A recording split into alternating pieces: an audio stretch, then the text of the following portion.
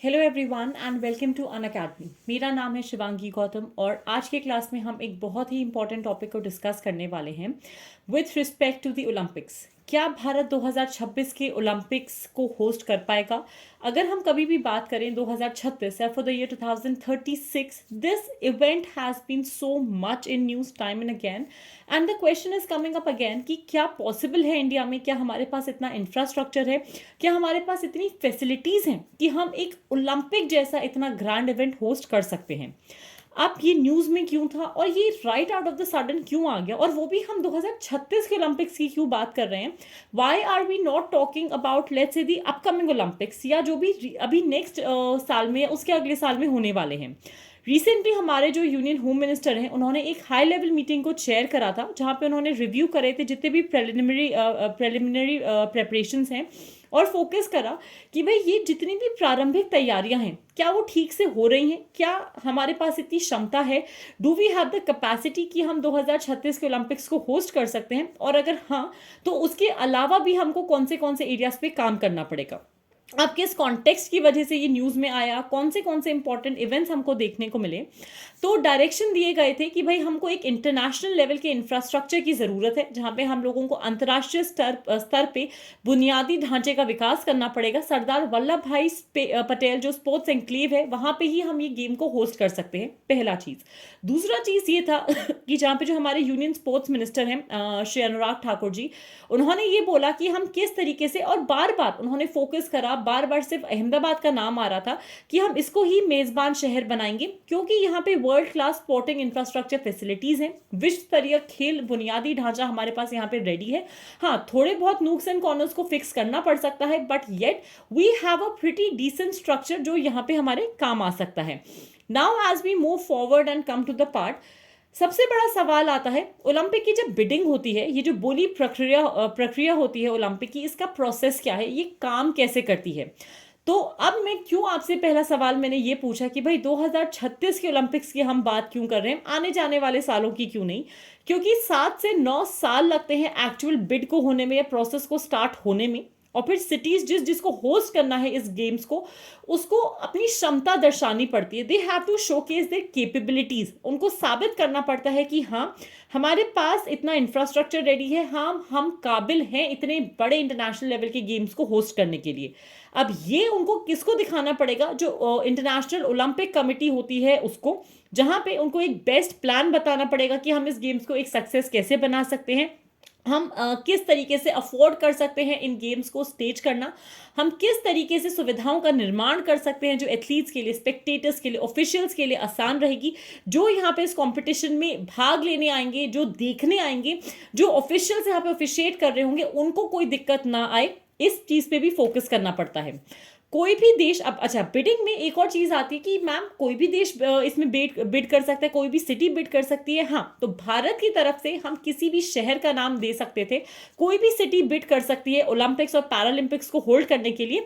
लेकिन best part यही आता है कि भाई लेटर स्टेजेस में पता लगता है कि आप किस तरीके से बेटर होते हो। ऐसा नहीं होता कि राइट अवे आपको वर्ल्ड क्लास इंफ्रास्ट्रक्चर होना चाहिए, एक बुनियादी ढांचे की आपको ज़रूरत है, आपको एक वर्ल्ड क्लास इंफ्रास्ट्रक्चर की तरफ मूव होते हुए आपको काम करना पड़ेगा। जो भी होस्ट सिटी चूज की जाती है, जिसको इलेक्ट किया जाता है, वो एक मेजॉरिटी वोट्स के थ्रू या बहुमत से चुना जाता है बाय अ सीक्रेट बैलेट। तो किसी को नहीं पता होता किसने उस शहर को चुना है।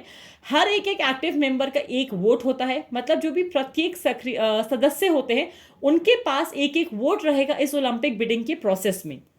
अलॉन्ग विद दैट, अब थोड़े बहुत चेंजेस जो आए हैं इस नए बिडिंग प्रोसेस में और सिलेक्शन प्रोसेस में, अगर हम वो देखें वो क्या क्या है, तो जो फ्यूचर होस्ट होंगे इलेक्शन के ओलंपिक गेम्स के, वो किस तरीके से हो सकते हैं या क्या प्रोसेस आएगा।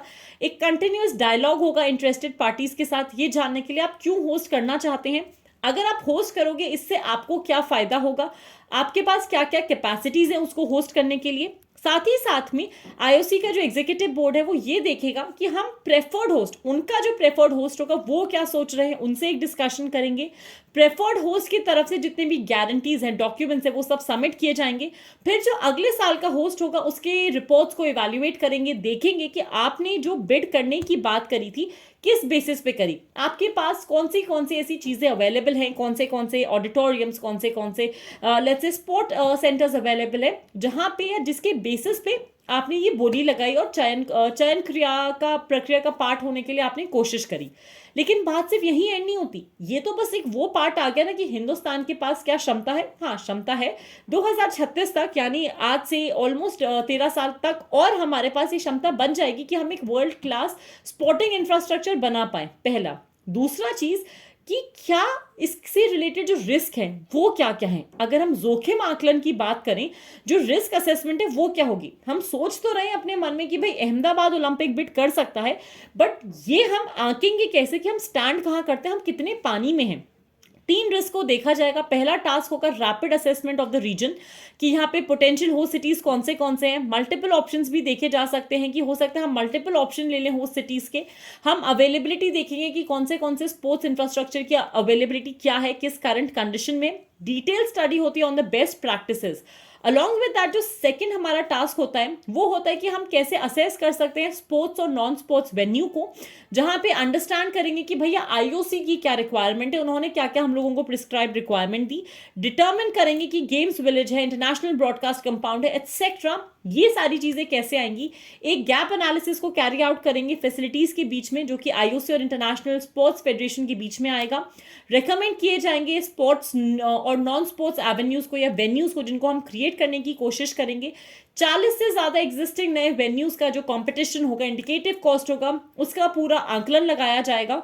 प्रिपेयर करेंगे एक रोड मैप कि हम किस तरीके से आईओसी से एंगेज कर सकते हैं ओलंपिक बिड के होस्ट के लिए, जहां पे हम चेक करेंगे जो भी की माइलस्टोन्स है एक सक्सेसफुल बिड के वो क्या होते हैं। एक ब्लूप्रिंट को प्रिपेयर किया जाएगा और ये बोला जाएगा कि इसमें जितने भी स्टेक होल्डर्स हैं उस पर्टिकुलर गवर्नेंस फ्रेमवर्क के अंडर कैसे आते हैं। तो अगर हम एक सीधा सवाल हाँ या ना का पूछें, क्या भारत तैयार है 2036 के ओलंपिक्स को होल्ड करने के लिए, जवाब होगा रास्ते में। हम प्रॉपर 100% हाँ नहीं बोल सकते, प्रॉपर 100% मना नहीं कर सकते। हाँ, बात यह है कि हम अगले 13 सालों में, रात 10 सालों में ही हम कितना काम कर पाते हैं, प्रेजेंट स्ट्रक्चर को हम कैसे डिमॉन्स्ट्रेट कर सकते हैं आईओसी को, टू एंश्योर कि हम एक सक्सेसफुल गेम को होस्ट करने की कैपेसिटी होल्ड करते हैं। आज की क्लास में मेरी तरफ से इतना ही। Please like this video, share it as much as you can, and subscribe कीजिए अनअकैडमी यूपीएससी अनस्टॉपेबल चैनल को। Thank you so much and have a fantastic day everyone.